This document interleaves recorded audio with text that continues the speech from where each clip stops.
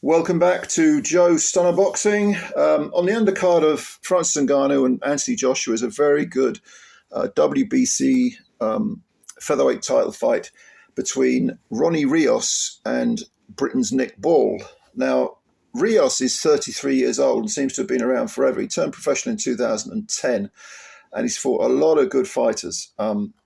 Having said that, his last fight was his only loss because he's got 36 wins. 22 KOs.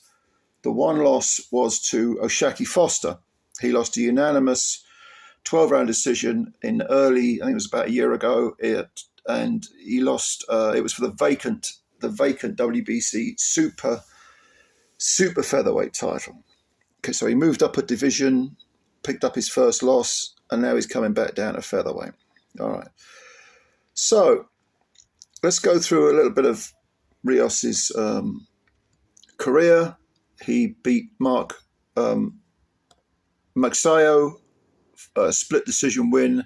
That was back in mid-2022. That collected him the WBC featherweight title, which he's defending against Ball on Saturday. He's also been super bantamweight champ, WBC again. He gets on well with the WBC clearly. And he's beaten people like Tomoki Kameda, Azat Hovhannissian, I think both of those were decisions. Yeah, he didn't stop Kameda. I think they were both unanimous decisions. But Kameda at the time was 36 wins and 2 defeats, so he had a good record. Hovhannissian, 14 wins and 2 defeats. So they're good wins. You know, Ronnie Rios, unanimous 12-round decision. That was for the WBC Super Bantamweight title as well. And he also beat Gavin McDonnell. This was back in 2017. I mean, long time ago. That was for the WBC Super Bantamweight Championship. I think that was a vacant belt. Don't quote me on that. I think it was. But he won it. He won a majority decision over Gavin. And Gavin at the time was undefeated. 16 wins, no defeats, 2 draws. We know about Gavin McDonnell's career. He's retired now, but for a while he was a very, very good Super Bantamweight. And to be honest with you,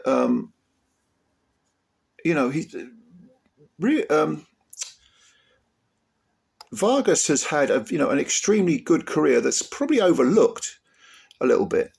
I mean, 2-weight world champ, Mexican fighter. Like I say, he's 33 now. Orthodox. He seems to, for some reason, even a lot of people in the game say, yeah, he's a good fighter. He seems to have kind of not really done. He's not really been held in the high esteem you would expect him to be. Although people do accept that he's a good fighter, but they never say, "Oh yeah, Rey Vargas." That takes some doing, to go like almost 13 years undefeated against pretty good men, and then say, okay, he jumped up and fought Oshaki Foster, but that was perhaps a little bit too high at super featherweight. It's a bit.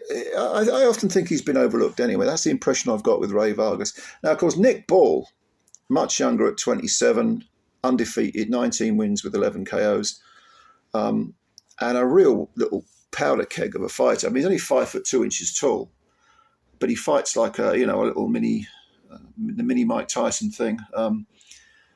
Vargas is probably about 5 or 6 inches taller. Vargas is, even though unsurprisingly as a Mexican, he'll put it on you if he can, and he's not shy about coming forward and having a row with you.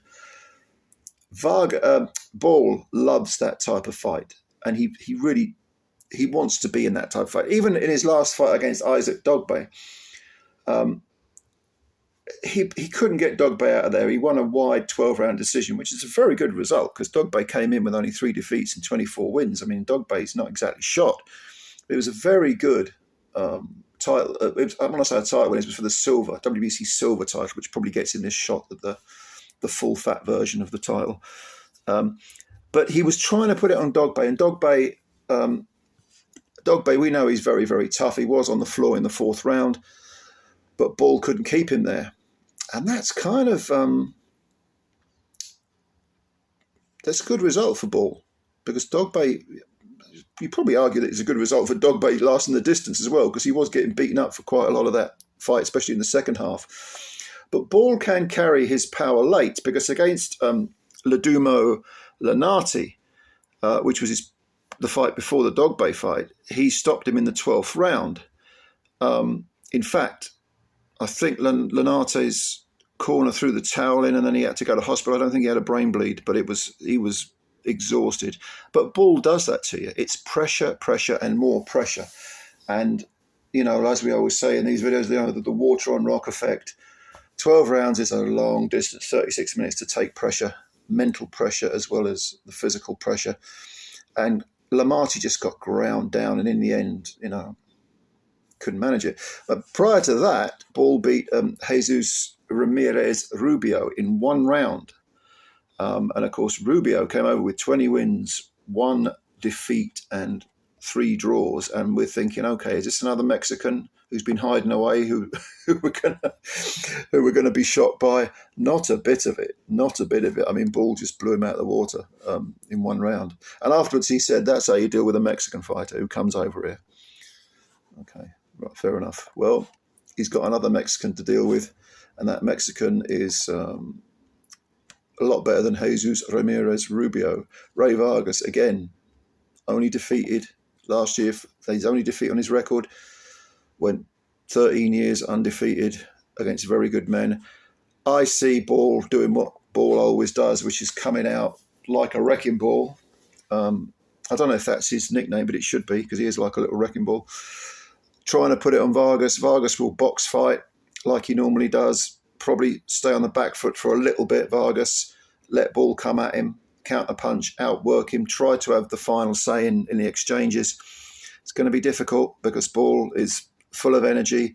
I actually think the 12 rounds against Dogbay and actually the almost 12 rounds against Lamate, both of those were last year in 2023. I think they are a perfect set up for this fight, because Bull now knows in his head he can do 12 rounds. Long. He can do those 36 minutes at high pace, high octane pace. Vargas, we know, can go the distances. O'Shaquie Foster, even up at super featherweight, couldn't get rid of Vargas.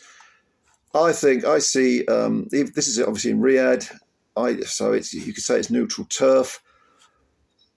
I see Bull probably being ahead after 6 rounds. And in the second half of the fight, I think Vargas might come back into it. Can he hurt Bull? I don't know. Has anyone really clipped Bull cleanly? Probably not. And with 22 knockouts in 36 wins, Vargas doesn't have what you would call one punch power, but he has a consistent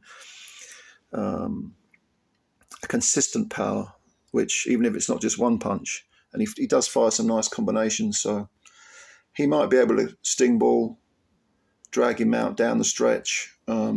It's going to be, see, the ones that I like previewing are the fights that I find it really difficult to pick, because I think they're the most interesting ones. But I think if Vargas can win a decision, even if it was just a split decision over an undefeated Mark Magsayo, and last the distance with O'Shaquie Foster, not really being under the cosh. Tomoki Kameda, I mean, that was a 12-round unanimous decision. Pretty comfortable. I mean, I don't think, from what I can remember, Kameda wasn't in that fight much. He did the 12 rounds with Hovhannissian. Yeah, I see Vargas taking over in the second half of the fight, but Bull sort of hanging tough. I think this might be a controversial decision. I can see Bull winning a decision, but people disputing it strongly. Maybe a split majority, something like that. I'm going to go for Bull to win a decision. But again, I think Vargas will be spitting nails at the end of it and saying, hang on a minute, this isn't fair, I won that fight. I think a lot of people on social media are going to say, no, this was a bad one. But again, like I say, it's a fight. It's very, very difficult to predict the winner with this one. But I'm almost tempted even now to change my mind. But no, I'll stick with my original thoughts. I think Ball will win a controversial decision. It wouldn't surprise me if the appearance after 12 rounds was that Vargas had outpointed him because he was winning rounds down the stretch. And I think people forget about Ball's earlier work, where he's outworking Vargas, and controversy will reign. Do you know what I mean? So yeah, that's my pick. I'll go for Ball on points. Let me know what you think. Yeah, leave your comments below. If you're new to the channel, please subscribe to the channel and also hit the like button. And I'm looking forward to reading those comments. I'll answer as many as I can. I do read all your comments. You know, I don't always reply to all of them because I ain't got that much time, but I do read your comments. So yeah, if you've got something to say, leave it and I'll have a look. All right, thank you very much for your time. I will catch you later, and bye for now.